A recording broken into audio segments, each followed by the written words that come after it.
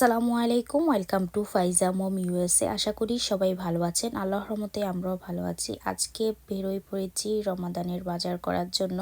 তো ফাইজার পাপার আজকে ছুটি, তো ভাবলাম আজকে কিছু বাজার সেরে নিই।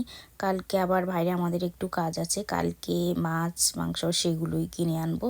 তো আজকে রমাদানে টুকটাক কিছু বাজার করে নিই। তো এই যে বাসে করে এখন যাইতেছি মান্নানে। তো আমাদের বাসার থেকে মান্নান অনেক দূরে, তো আমাদের বাসে করে যাওয়া লাগে। তো এই যে আমরা মান্নানের কাছে চলে আসলাম। এসে তো মান্নানে রমাদান স্পেশাল একটা সেল চলতেছে সব কিছুর মধ্যে, মানে যা নিতে হবে তা আপনার দুইটা দুইটা করে নিতে হয়। তো তো আসলে আমাদের বেসন দুইটা লাগে না, তো আমরা বেসন একটাই নিয়েছি। একটা নিলে একটু দাম বেশি পড়ে, দুইটা নিলে মানে কম পড়ে। তো এখানের মধ্যে কোয়েল পাখির ডিম, এরপরে দেওয়া যায় বেসন, ধনিয়া, জিরা, সেগুলো শেষ হয়ে গিয়েছে। ফাইজার জন্য কোয়েল পাখির ডিম নিয়েছি। এরপরে এখানের মধ্যে আপনার পেঁয়াজুর যে ডালটা সেটা নিয়েছি, গ্যাটারক নিয়েছি, পেঁয়াজ, মানে অনেক জিনিসে নেওয়া হয়েছে। এরপরে বিরিয়ানির মশলা নিয়েছি, ট্যাং নিয়েছি।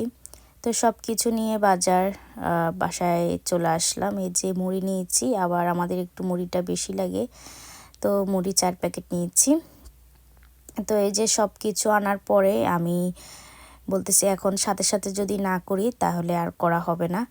তো সাথে সাথেই আমি সব কিছু প্যাকেট বক্সের মধ্যে সব কিছু ঢেলে নিতেছি। আমি সবগুলোর বক্সে সুন্দর মতন সেট আপ করে নিতেছি, যেন আমার যখন এগুলো নিব তখন যেন কষ্ট কম হয়। তো এই যে সব কিছু সুন্দর করে আমি সেট আপ করে নিতেছি।